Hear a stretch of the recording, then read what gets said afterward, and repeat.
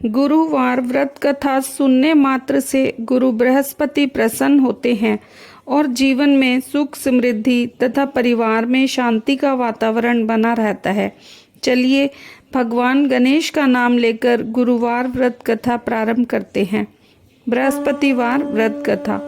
प्राचीन समय की बात है। भारत में एक प्रतापी और महादानी राजा राज करता था। वह गरीबों की सेवा करता, ब्राह्मणों को दान देता, कुएं, तालाब, बाग बगीचे आदि लगाता। परंतु ये सब दान पुण्य और धार्मिक कार्य उसकी रानी को पसंद नहीं आते थे और वह राजा को हमेशा ऐसा करने से मना करती थी। एक दिन राजा शिकार खेलने के लिए वन को गए हुए थे। रानी अपने महल में अकेली बैठी थी। उस समय बृहस्पति देव साधु के वेश में रानी के पास आए और भिक्षा मांगने लगे। रानी ने भिक्षा देने से मना किया और कहा, साधु महाराज, मैं इस दान पुण्य से परेशान हो गई हूँ। मेरे पति सारा दिन धन का दान पुण्य करते हैं, इससे मेरा मन बड़ा दुखी होता है। मेरी यही इच्छा रहती है कि हमारा धन नष्ट हो जाए और मैं पूरे आराम से रह सकूं। इस पर साधु रूप में आए हुए गुरु बृहस्पति ने रानी को बहुत समझाया और कहा, हे रानी, तुम इस धन का दान पुण्य करो, तालाब, बाग बगीचे आदि का निर्माण कराओ। इससे तुम्हारे और तुम्हारे कुल के वंशज का नाम बढ़ेगा। परंतु रानी ने ऐसा करने से साफ मना किया और कहा कि मैं ऐसा नहीं करना चाहती। आप कोई ऐसा उपाय बताइए जिससे ये सारा धन नष्ट हो जाए और मैं पूरे आराम चैन से रह सकूं। ऐसा सुनने के बाद साधु ने उत्तर दिया कि यदि तुम्हारी ऐसी ही इच्छा है तो मैं तुम्हें जैसा बताता हूँ वैसा ही करना। ऐसा करने से तुम्हारा घर धन धान्य से हीन हो जाएगा। साधु ने बताया, गुरुवार को अपने घर को गोबर से लीपना, अपना सिर धोना, कपड़े धोना, पति से कहना कि बाल बनवाए, भोजन में मांस मदिरा का सेवन करना। इससे तुम्हारा ये सब धन नष्ट हो जाएगा और तुम चैन की सांस ले सकोगी। साधु के कहे अनुसार रानी ने वैसा ही किया। ऐसे करते हुए मात्र 3 गुरुवार ही बीते थे कि सब धन नष्ट हो गया और वह भोजन के लिए तरसने लगी। तब एक दिन राजा ने रानी से कहा कि हे रानी, तुम यहाँ रहो, मैं दूसरे देश को जाता हूँ, क्योंकि देश चोरी परदेश भिक्षा। ऐसा कहकर राजा परदेश को चला गया। वहाँ जंगल से लकड़ियाँ काट कर लाता और शहर में बेचता। इस तरह अपना जीवन व्यतीत करने लगा। इधर राजा के परदेश जाते ही रानी और उसकी दासी बहुत दुखी रहने लगे। एक बार रानी अपनी दासी को 7 दिन तक बिना भोजन के रहना पड़ा तो रानी ने दासी से कहा कि यहाँ पास में ही मेरी बहन रहती है, वह बहुत धनवान है और संपन्न है। तू उसके पास जा और कुछ भोजन हमारे लिए ले आ, जिससे कि कुछ दिन हमारे गुजर बसर हो जाएगी। इतना कहकर दासी रानी की बहन के पास चली गई। उस दिन गुरुवार था। रानी की बहन उस समय गुरुवार का व्रत करके गुरुवार की कथा सुन रही थी। दासी ने रानी की बहन को अपनी रानी का संदेश दिया, लेकिन रानी की बहन ने कोई उत्तर नहीं दिया, क्योंकि उस समय वह गुरुवार व्रत की कथा सुन रही थी। पूजा और कथा संपन्न करके ही बोला जाता है, इस नियम का पालन कर रही थी। इससे रानी द्वारा भेजी गई दासी बहुत दुखी हुई और घर आकर रानी से कहा कि मैंने आपकी बहन को आपका हाल सुनाया, परंतु उसने कोई उत्तर नहीं दिया। इससे रानी बहुत दुखी हुई। उसने दासी से कहा कि जब बुरे दिन आते हैं तो कोई नहीं सुनता। ऐसा बोलकर रानी अपने भाग्य को कोसने लगी।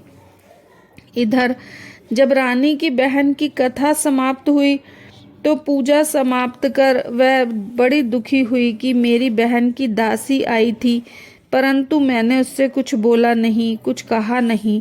इससे वह बड़ी दुखी हुई होगी। कथा सुनकर पूजन समाप्त कर रानी अपनी बहन के घर आई और कहने लगी, हे बहन, मैं बृहस्पतिवार का व्रत कर रही थी।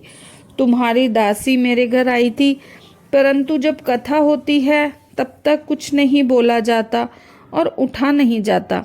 इसीलिए मैं कथा समाप्त होने का इंतजार कर रही थी और जैसे ही कथा समाप्त की मैं तुरंत तुम्हारे घर आई। बताओ बहन, क्या परेशानी है? इस पर रानी की बहन फूट फूट कर रोने लगी और कहने लगी, बहन, इस समय हमारी स्थिति बहुत खराब है। खाने के लिए हम मोहताज हो गए। घर में अनाज नहीं था, इसीलिए मैंने दासी को तुम्हारे पास भेजा था कि तुम कुछ खाने को अनाज दे दो, जिससे हमारे कुछ दिन के खाने की व्यवस्था हो जाए। ऐसा सुनकर रानी की बहन ने पूरे विश्वास से कहा कि हे बहन, तुम अपने घर जाकर देखो, तुम्हारे घर में भी अनाज मिलेगा। ऐसा सुन रानी ने दासी को घर में जाकर देखने को कहा तो घर में अनाज से भरा हुआ एक घड़ा मिला। इस पर रानी और दासी बड़ी खुश हुई। ये चमत्कार देख दासी रानी से कहने लगी, रानी, हमको भोजन नहीं मिलता तो हम रोज ही व्रत करते हैं, इसीलिए क्यों नहीं हम ये व्रत की विधि और कथा पूछ लें ताकि हम व्रत कर सके। तब रानी की बहन ने अपनी बहन से गुरुवार व्रत के बारे में सारी जानकारी ली। रानी ने बहन को बताया कि बृहस्पतिवार के व्रत में चने की दाल मुनक्का से विष्णु भगवान का केले की जड़ में पूजन करें, दीपक जलाएं, कथा सुने, पीला पूजन करें, पीला वस्त्र पहने। इससे गुरु बृहस्पति प्रसन्न होते हैं और पुत्र प्राप्ति होती है। व्रत और पूजन विधि बता रानी की बहन अपने घर को लौट गई। अगले हफ्ते जब गुरुवार का दिन आया तो रानी और दासी दोनों ने व्रत रखा और घुड़साल में जाकर चना तथा गुड़ लेकर आई और उसको केले की जड़ में विष्णु भगवान का पूजन किया। अब पीला भोजन कहाँ से आए? इस बात को सोचकर रानी और दासी दोनों ही बहुत दुखी हुई। उनके व्रत रखने के कारण गुरु बृहस्पति उनके ऊपर प्रसन्न थे, इसीलिए वे एक साधारण व्यक्ति का रूप धारण करके 2 थालों में व्रत का सादा भोजन लेकर आए और उनके सामने उपस्थित करते हुए दासी को भोजन देकर बोले कि ये तुम्हें और तुम्हारी रानी को भोजन है, ये भोजन तुम आराम के साथ करना। रानी ने फिर अगले हफ्ते गुरुवार का व्रत किया, उससे उनकी खोई हुई राज्य संपत्ति वापस आ गई। रानी ने इस व्रत को लगातार करना प्रारंभ किया और वह आलस्य को त्याग कर हर हफ्ते बृहस्पतिवार का व्रत करने लगी। कुछ समय बीता, रानी फिर पहले की तरह से रहने लगी। तब दासी बोली, देखो रानी, तुम पहले भी आलस्य करके तुम्हें धन रखने में कष्ट होता था, इस कारण सभी धन नष्ट हो गया। अब जब भगवान की कृपा से धन मिला है तो तुम्हें फिर आलस्य क्यों होने लगा? आलस्य त्यागो और बृहस्पति देव की शरण में बनी रहो। रानी को समझाते हुए दासी ने कहा, यदि कहीं मुसीबत और समस्याओं के बाद हमने ये धन पाया है, इसीलिए हमें दान पुण्य करना चाहिए, भूखे को भोजन कराना चाहिए, हमको शुभ कार्यों में खर्च करना चाहिए, जिससे तुम्हारे कुल का यश बढ़ेगा, स्वर्ग की प्राप्ति होगी, पितृ प्रसन्न होंगे और तुम्हारा नाम बढ़ेगा। दासी की बात सुन रानी अपना सारा धन शुभ कार्यों में खर्च करने लगी और पूरे नगर में इस बात की यश कीर्ति की चर्चा फैलने लगी। एक दिन राजा दुखी होकर जंगल में पेड़ के नीचे आसन जमा बैठा था। अपनी दशा को याद करके उससे बड़ा दुख हुआ। गुरुवार का दिन था। एकाएक उसने देखा कि उसी समय साधु प्रकट हुए। साधु के भेष में वे गुरु बृहस्पति थे। लकड़हारे के सामने आकर बोले, लकड़हारे, सुनसान जंगल में तुम किस व्यर्थ की चिंता में बैठे हुए हो? लकड़हारे ने हाथ जोड़कर गुरुदेव को प्रणाम किया और अपनी सारी पुरानी बातों को वे गुरु बृहस्पति देव के सामने कहने लगा। महात्मा जी ने कहा, हे राजा, तुम्हारी रानी ने गुरु बृहस्पति देव का अनादर किया है, जिस कारण तुम्हें ये कष्ट भोगना पड़ा। अब तुम चिंता ना करो और मेरे कहे हुए मार्ग पर चलो। तुम्हारे सब कष्ट दूर हो जाएंगे और पहले से भी अधिक धन संपत्ति भगवान की कृपा से तुम्हें प्राप्त होगी। तुम बृहस्पतिवार के दिन कथा किया करो। 2 पैसे के चने मुनक्का लाकर उसका प्रसाद बनाओ। शुद्ध जल के लोटे में शक्कर और हल्दी मिलाकर केले के पेड़ का पूजन करो। तत्पश्चात इस कथा को श्रवण किया करो। साधु के ऐसे वचन सुनकर लकड़हारा बोला, हे प्रभु, मुझे लकड़ी बेचकर इतना पैसा नहीं मिलता जिससे भोजन के उपरांत मैं कुछ बचा सकूं। मैंने रात्रि के स्वप्न में अपनी रानी को व्याकुल देखा। मेरे पास कुछ भी नहीं जिससे कि मैं उसकी खोज खबर ले सकूं। गुरु बृहस्पति ने कहा कि इस बात की चिंता मत करो। तुम रोजाना की तरह लकड़ियां लेकर जाओ। तुम्हें रोज से दुगना धन मिलेगा, जिससे तुम भली भांति पूजन और व्रत कर सकोगे। इतना कह साधु वहां से अंतर्ध्यान हो गए और धीरे धीरे समय बीतने लगा।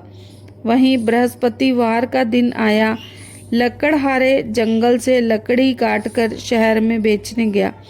उस दिन राजा को रोज से दुगना धन मिला और उस धन से गुरु बृहस्पति देव की पूजा की संपूर्ण सामग्री खरीदकर लाया और व्रत पूजन किया। परंतु दूसरे सप्ताह राजा व्रत करना भूल गया। इस कारण बृहस्पति देव नाराज हो गए। उस दिन नगर के राजा ने विशाल यज्ञ का आयोजन किया था और पूरे शहर में यह घोषणा करा दी कि कोई मनुष्य अपने घर का चूल्हा ना जलाए। सभी राजा के यहाँ निमंत्रण में भोजन करने पहुँचे।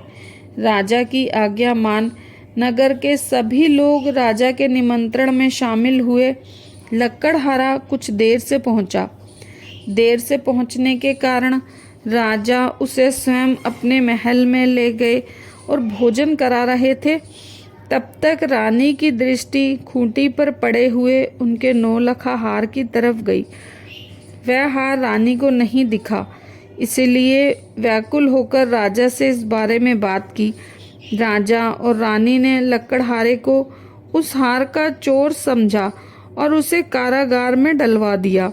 लकड़हारा कारागार में पड़ गया तो बहुत दुखी होकर विचार करने लगा कि ना जाने कौन से जन्म के कर्म के कारण दुख प्राप्त हुआ, और उस साधु को याद करने लगा जो उसे जंगल में मिला था।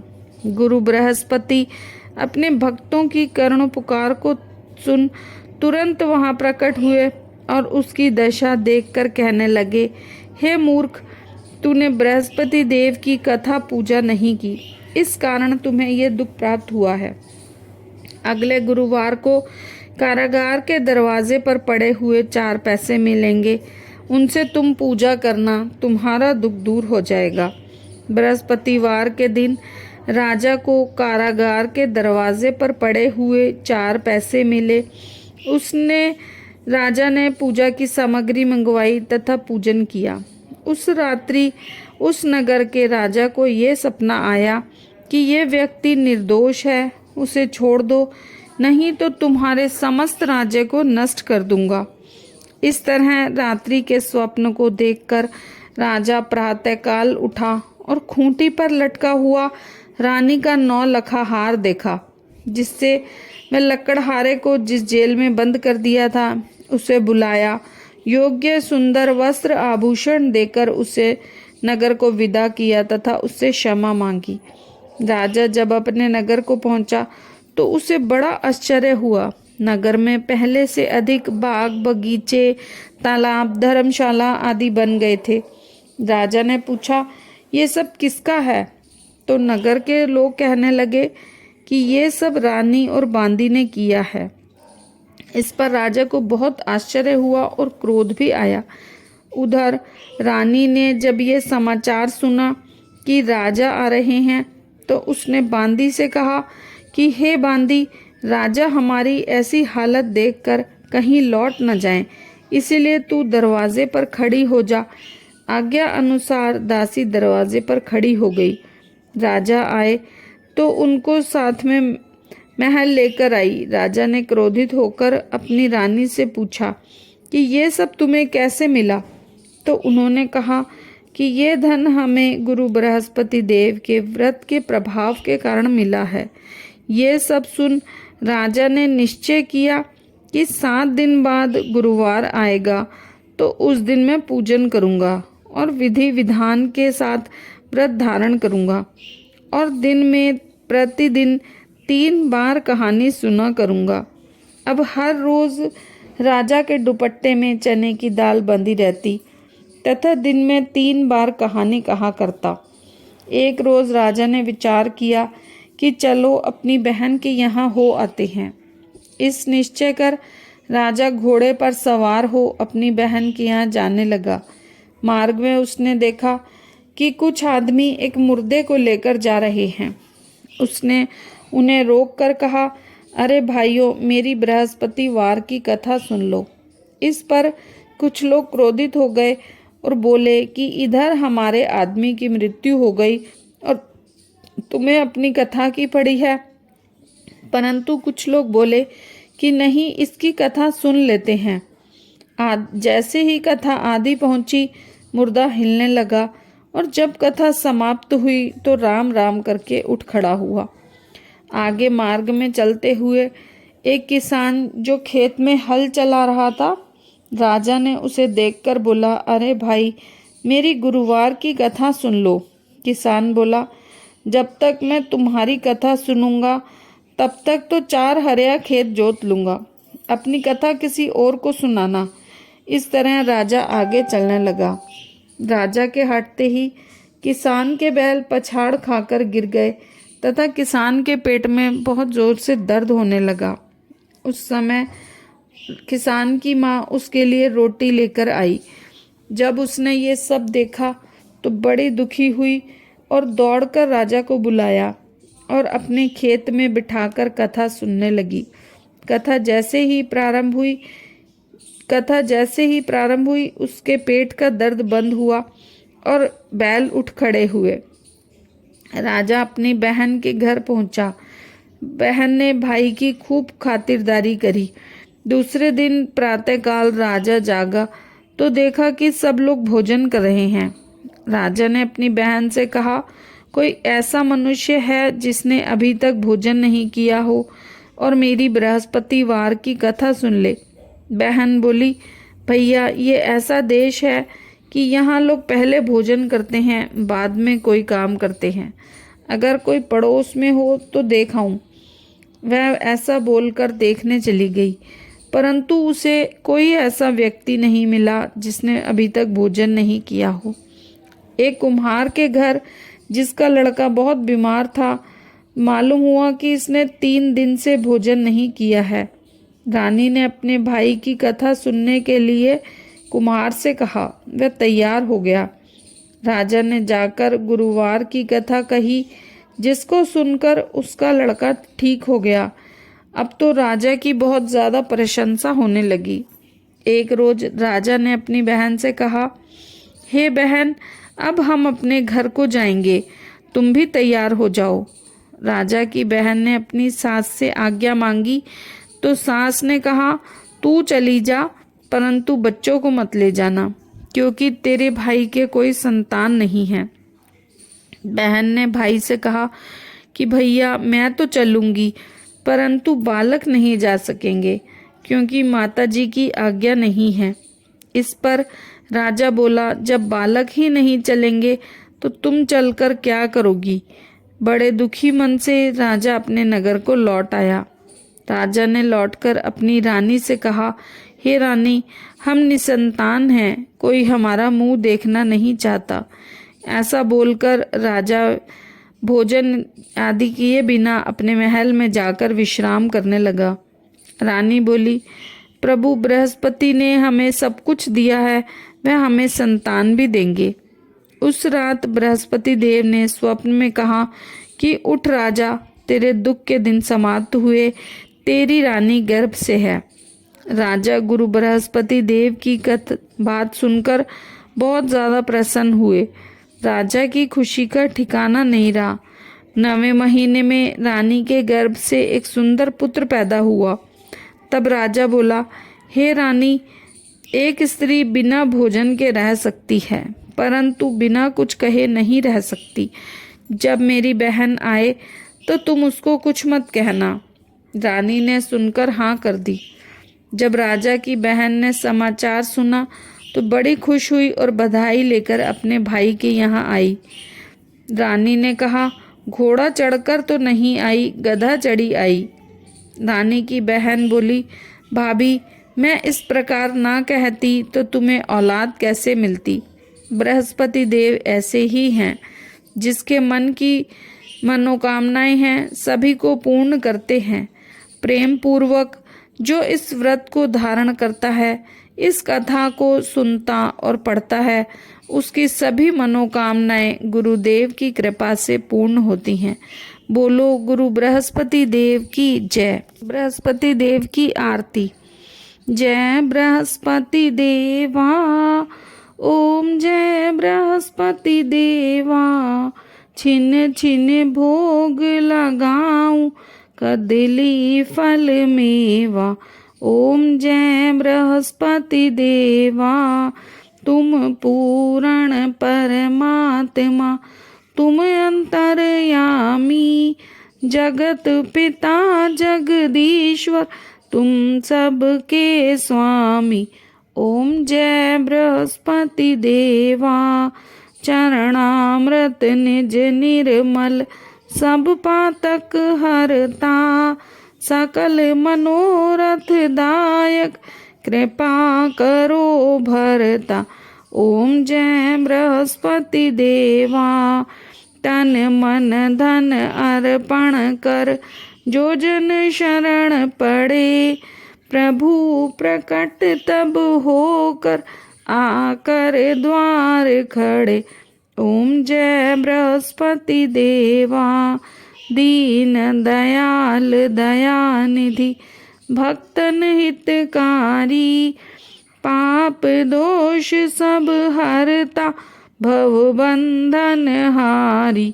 ओम जय बृहस्पति देवा, सकल मनोरथ दायक, सब संशय हारो, विषय विकार मिटाओ, संतन सुखकारी।